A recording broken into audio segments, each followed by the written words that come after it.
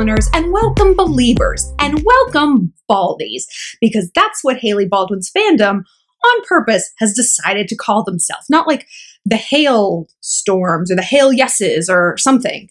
But I am psyched that at least I have one thing that Hailey Baldwin doesn't, which is a better fandom name. Shalloners in the Shallontourage is dope. But we're not here to talk about fan names. We're here to talk about relationships, namely Justin and Hailey Baldwin's seemingly endless series of like very public fights. Like they were just in Laguna Beach having like a meltdown in a public park together. And I was actually probably 500 feet from them. That's where my family lives. And so I was there and I'm like, wait, I should have been just like prowling the earth for Justin and Hailey, right? But not only just what's going on in their marriage, but the overall larger question of like, how much work should a relationship really be? And how do you know when it's time to kind of call it quits? But first, just want to let you guys know that if you want to talk to me privately, find me on the Instant Go app. My username is ShallonXO and click chat to be connected right away. And follow me on social media at ShallonXO on Insta, Twitter, and Snapchat. All right, so Hailey and Justin. There's kind of two schools of thought. One piece of marriage advice that I got was from Dr. Phil. Who doesn't? Yeah. But he's like, you know, my wife and I would have been divorced 1,000 times over, but we made a deal that when we got married, there was no divorce. Whatever we faced, we were working it out.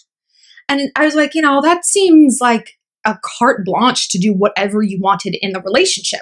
And he's like, no, we set our deal breakers to begin with.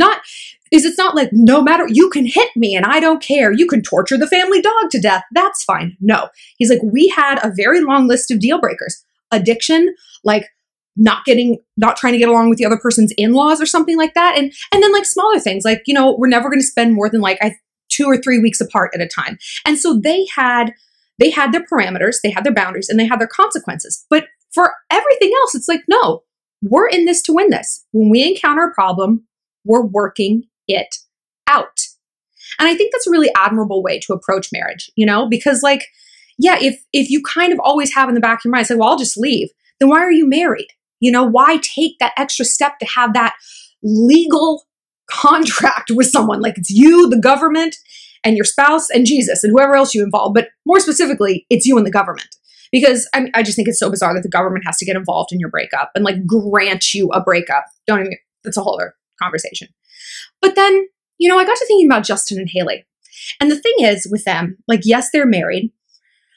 I strongly doubt they came up with that list of deal breakers before. Maybe they did. But the hard part about what they're going through is that they're both so young. They're both so young. And I say that that's such a huge factor because they're not done knowing who they are yet. And if you've watched my videos, you've heard me say before, you can't know what half of a whole you are until you're a full whole on your own. Do you know what I mean? Because otherwise, what you're bringing to the table is constantly shifting, constantly shifting. And that's part of life anyway. That's part of growing up with someone, you know, growing together, maturing. It's like, yes, you guys are going to be shifting a little bit, but you can't settle in that period of flux. You know what I mean? You can't build a foundation on sand. You got to build something on something that's solid already. And in a lot of ways, I can see why they wanted to take this step. Like they both, well, Justin has lived a lot and Hailey, you know, has kind of like grown up quick with fame. But again, they're not on the same footing. And this brings me to my big point about marriage. My best friend Diane says this all the time. Marriage is logistics. Marriage is logistics. What does that mean? You got to hammer out this stuff, like Dr. Phil was saying, way ahead of time. Are we big city people? Or are we country folk? Are we going to move for your job? Or are we going to stay in this town because this is where I have a law practice? Do you want kids? Do you not? Would you move in with our family? Would you move in with their family? Everything needs to be worked out like that. Because if it isn't, I mean, love only takes you so far when you feel like you have two people in a relationship that are constantly compromising. The definition of compromise is that neither party gets what they want. You know that? That's what compromise means. And if you think about it, like, wow, that's really very true.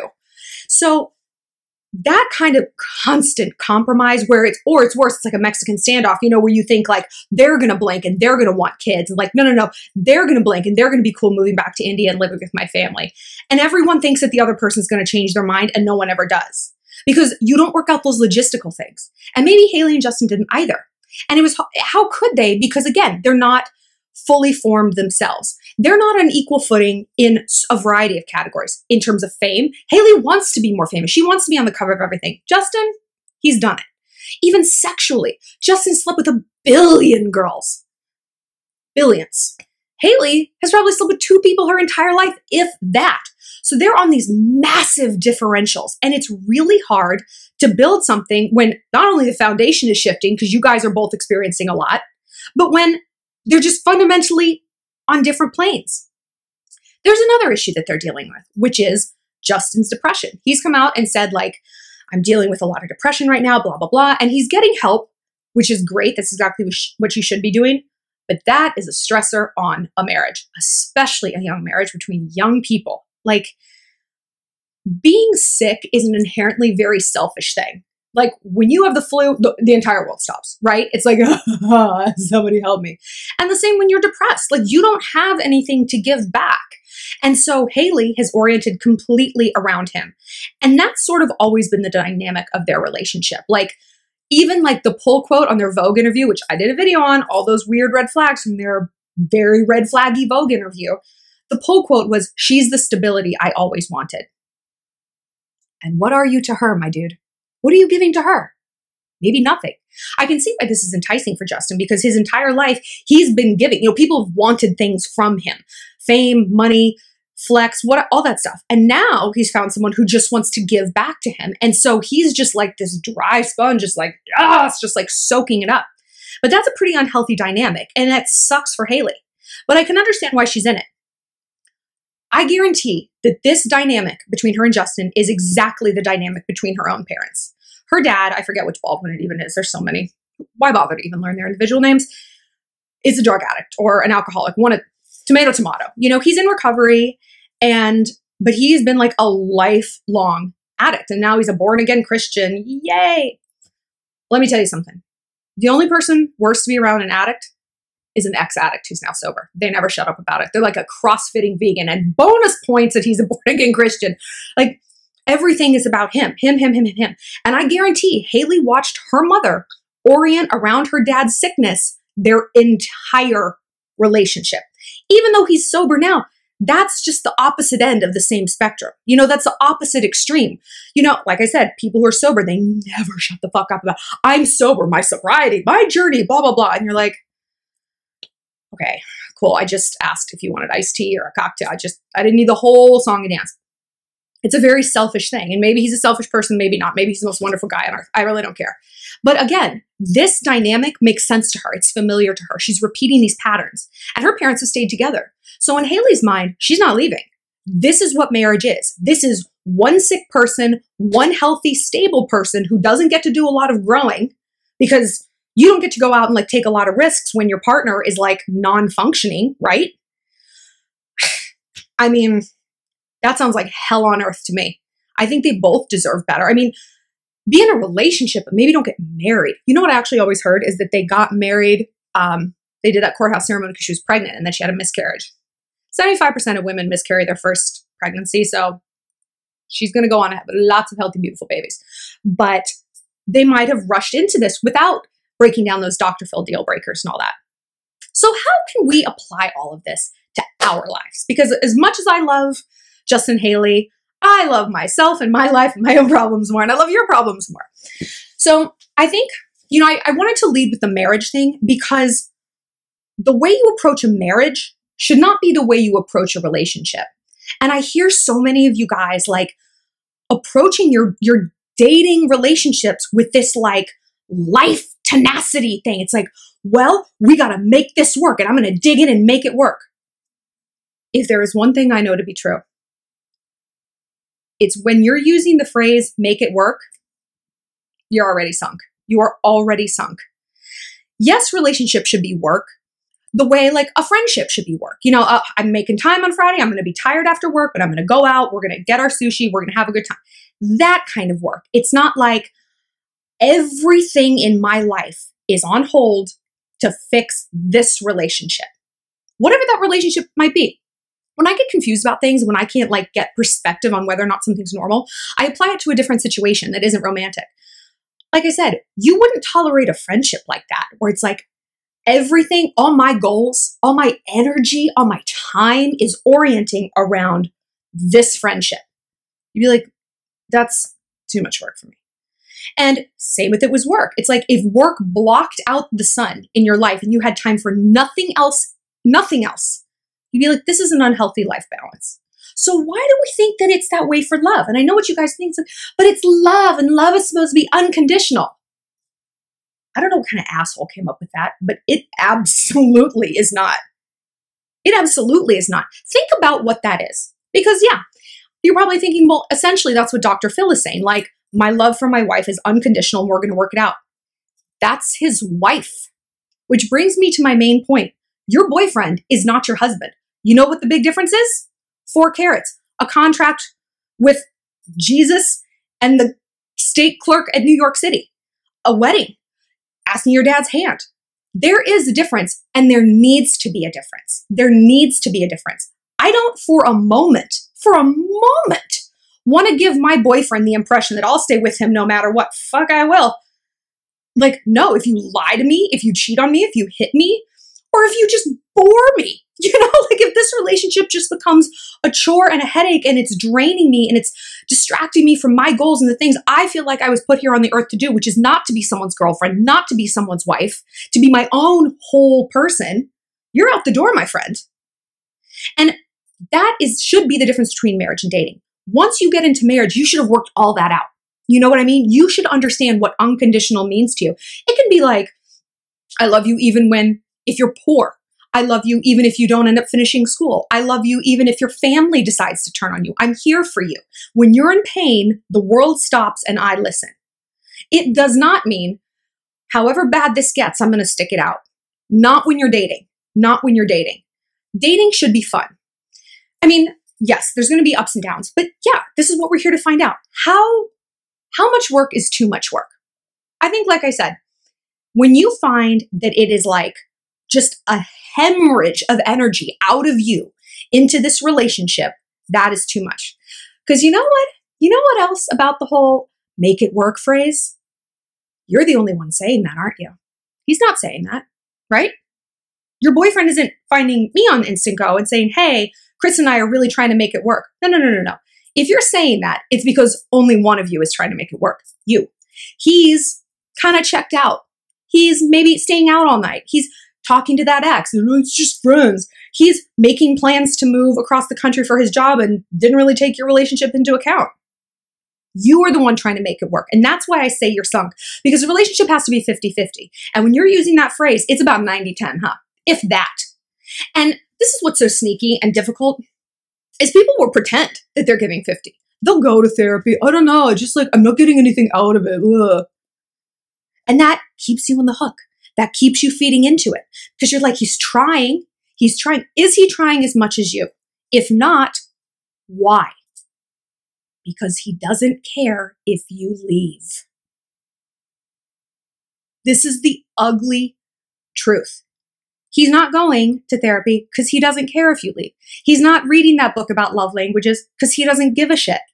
He's not trying to make an effort and do those thoughtful things because he doesn't care if you leave. Or worse, he doesn't think that you will.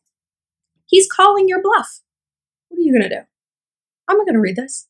What are you going to do about it? That should be so deeply insulting to you that the last thing you're going to do is come to someone like me and be like, how can I save this relationship? I sure as shit am not going to tell you because you don't need to be in that relationship. He needs to be doing some resuscitation, not just you. I want that to like resonate with you. It's like, why isn't my partner plugging in? Because they don't care. I don't know why they don't care. You probably don't know why they don't care. The fact of the matter is they don't. You're watering a dead plant. But what if you guys both are trying? Sometimes, I mean, and you know, this is the heartbreak of love is when you grow up. This is a heartbreak of adulthood, really. Because like I remember like watching movies when I was a kid. It's like these two people were clearly in love and they're like, I just can't be with you. And it's like, why? Like grown-ups seem so complicated. You know why? Love is logistics. And they knew that. Scarlett and Rhett knew that. Jack and Rose on the Titanic knew that.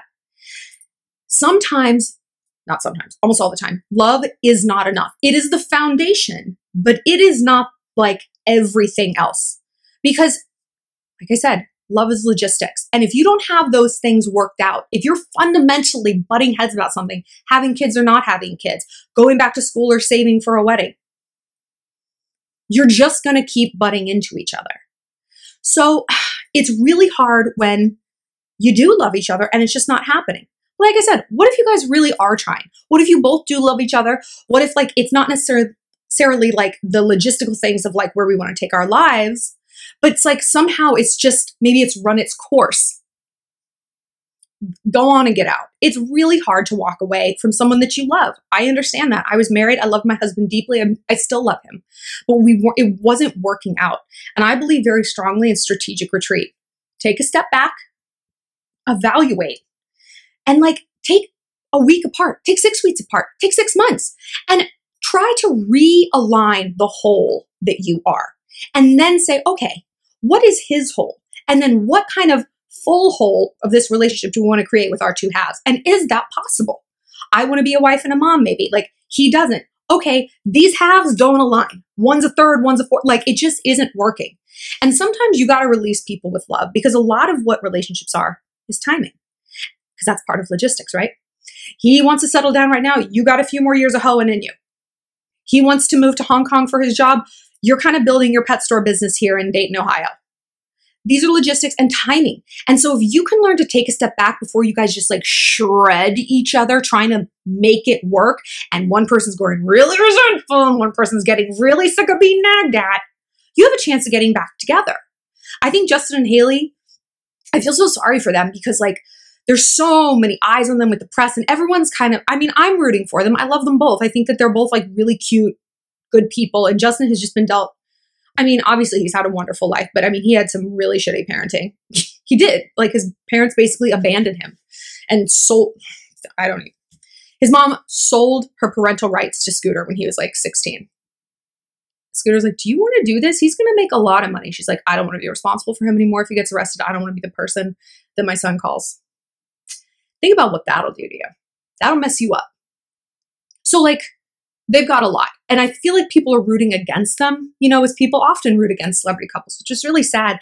And that makes people just dig on it. You know, like, we are not getting divorced. We are not going to do this. And I'm not saying they should get divorced, but maybe don't live together. Maybe don't like take some time apart. Let Justin go become that whole that he needs to be. Get rid of that clinical depression. Work out the baggage from his life. Same with Hailey. Learn that you don't have to model those same parental relationships. You can create your own new reality, a healthier one, a healthier dynamic where you're not just blah, blah, blah, giving, because at some point that's going to run out and you're going to be like Glenn Close in The Wife, which is a downer of a movie, by the way. It should also just be called like No Shit. It's about this woman like standing by her pompous blowhard of a husband and she's just like silently gritting her teeth for 40 years. And like, yeah, that should just be called like most of the 1950s and 60s / all of human civilization. But like that is a collision course and you don't want to be on that. If you guys have more questions on this, I would love to hear about it. Drop me a line on Instant Go at ShallonXO is my username, and follow me on social media, Insta, Twitter, and Snapchat at ShallonXO. Be sure to click like and subscribe for new videos every Friday and basically ones almost every other day, because I love to talk to you guys.